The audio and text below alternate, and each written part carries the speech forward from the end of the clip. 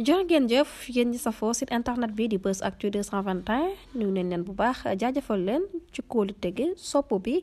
ak topp bi nga xamante ne rek yi nag ñu koy topp bu leen fàttee abonné di bës cloche de notification yi ngir mën a am yeneen i info sant ak ngërëm ñeel na leen yéen ñi nga xam ni yéenee safoo chaîne bii di Buzz Actu 221 moom mi nga xam ni mooy Birima nekkoon chroniqueur foofee ca TFM waaye nag bokkoon ci coalition bi di Benno Bokk Yaakaar nekk yan ci APR daal dinay sant ak ngërëm jëme ko ci ki nga xam ni moo di procureur de la République monsieur Ibrahima Ndoye ci li nga xam ne jël na ko décision charge bu am solo bi nga xam ne def na ko ci taxawaay bi nga xam ni moo di génnub àdduna kii di ministre Mamadou Moustapha Ba nekkoon fi ministre des finances et du budget loolee sax tax na moom Birima di xamle bu baax foofee nga xam ni moo di émission bi di grand entretien ci te fi nga xam mooy amee ci Seneweb moo ak ki nga xam ne moo di journaliste bi di Diallo Mamadou waaye nag daal dina Diallo Mouhamed waaye daal dina xamle moom Birima daal dina rafet na lu baax a baax ci décision bi nga xam ni moom la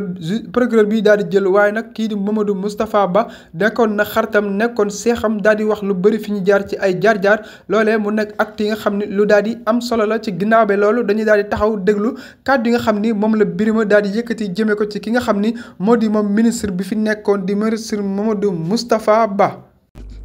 bu fekkee ne dafa génn àdduna man de d'accord naa bu fekkee daa génn àdduna ñu gis ci loo xam ne bu fekkee dañ ko gis man xam nga ne man du ma médecin. du ma procureur donc mun ma tontu loo xam ne xaw ma ci dara.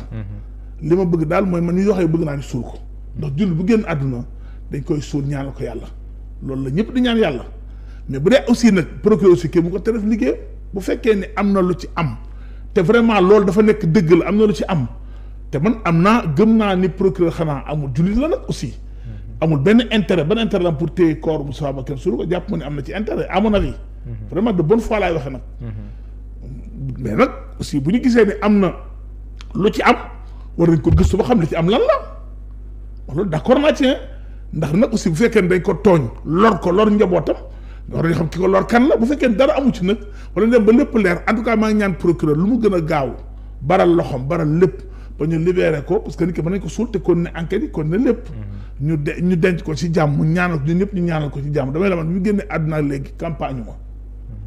man Moustapha wóor na ma ne deem doom ji mu bàyyi ni mu ko naqari gënu ko naqari ka man mu mën naa xëy la nettali fii ba suba lu baax lu ma seqal Moustapha Ba sama xarit la je réclame sama xarit la nit ku baax la man ànduma ko gën gisaguma ko gën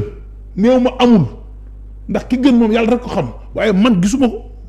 ci ñi ma xarit yi may àndal nii ci wàllu politique ak wàllu administration ak àdduna nii non gisuma ci ko gën Moustapha Ba. Dernière question pour tëj wax ji lu xewee France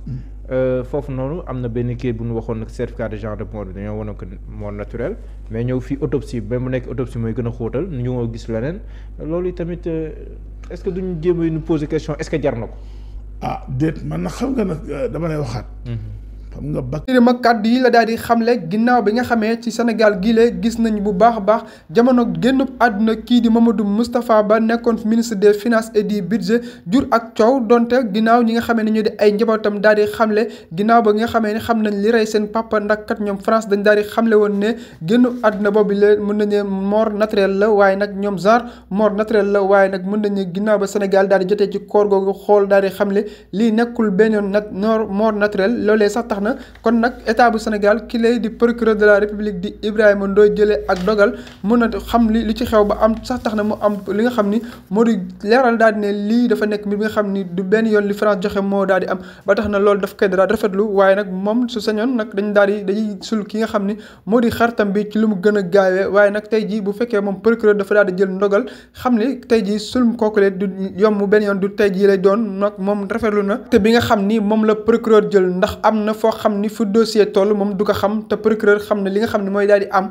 ci même réew du Sénégal kon daanaka procureur bu jëlee loolu daal di annulé tey jii levée du corps daal di annulé li nga xam ne mooy sul bi ñu ko waroon denc moom ministre boobu lee kon nag am na fu mu ko teg waaye nag lu mënta am ba am mu ngi sàkku bu baax état bu Sénégal gi lee rawat na procureur de la République mu gaaw ci loolee ngir ñu mën kaa sul ndax kat kenn ku nekk soo génne àdduna li ñuy yàkkamti rawat na say njaboot mooy ñu fexee la denc sul bu rafet jébal la sa borom daal lay ñaanal suñu borom kon nag daanaka moom Birima rafetlu na taxaw taxawaay bi nga xam ne procureur jël na ko waaye tamit mu ngi sàkku ci lu mu gën a gaawee ñu daal di denc ki nga xam ni moo di moom Mamadou Moustapha nekkoon fi ministre waaye nag loolee lay daal di xamle waaye nag moom Birima daal di xamle woon Mamadou Moustapha nekkoon na xaritam nekkoon seexam nekkoon genn wàllam nekkoon léppam waaye nag kon nag génnum àddunaam moo tax ba léegi dematul woon benn yoon campagne ni tey sax demoon na hôpital bu Wakam waaye dañ ko xamale loolu dañ ko daal di renvoyé muy revue de corps boobu